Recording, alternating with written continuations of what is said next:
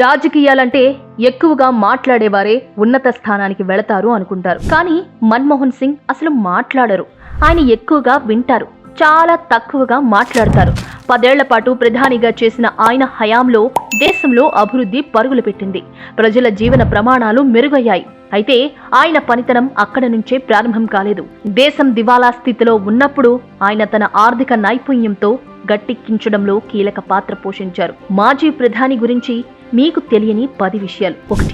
Reserve bank of ఇండియాలో governor గా పనిచేసిన 2 మాత్రమే ఇప్పటి వరకు ఆర్థిక మంత్రులయ్యారు.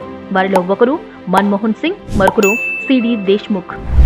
4 ఆర్థిక మంత్రులు ప్రధానమంత్రులయ్యారు. వారు మొరార్జీ దేశాయ్, చరణ్ సింగ్, విపి సింగ్, మన్మోహన్ సింగ్. 4 దౌత్యవేత్తలు ఆర్థిక మంత్రులుగా నియమితులయ్యారు. వారు హెచ్ఎం పటేల్, సిడి దేశ్ముఖ్, యశ్వంత్ సిన్హా, మన్మోహన్ సింగ్. మన్మోహన్ సింగ్ హిందీని అనర్గళంగా మాట్లాడగలిగినప్పటికీ భాషలో ప్రావీణ్యం కారణంగా ఆయన ప్రసంగాలు ఉర్దూలో రాయడం జరిగేది. గహ్ అంటే అవిభాజ్య పంజాబ్లోని సింగ్ చిన్ననాటి ఇంట్లో విద్యుత్తు, నీళ్లు, పాఠశాలలు లేకపోవడంతో కిరోసిన్ దీపం వెలుగులో చదువుకోవడానికి మైళ్ల దూరం నడవాల్సి వచ్చింది. మన్మోహన్ సింగ్ 14 ఏళ్ల వయసులో ఉన్నప్పుడు దేశ విభజన జరిగింది. ఫలితంగా ఆయన కుటుంబం అమృత్సర్కు వలస వచ్చి స్థిరపడింది.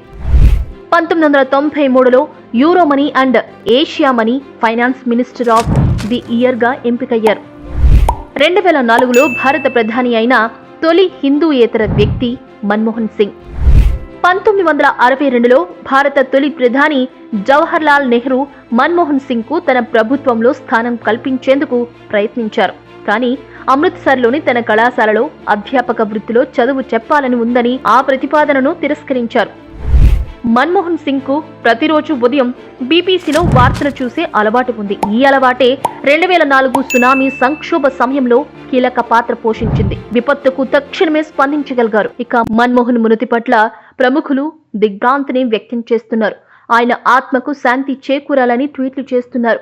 ఒక మెంటర్ని, ఒక మార్గదర్శిని దేశం కోల్పోయిందని బాధపడుతున్నారు.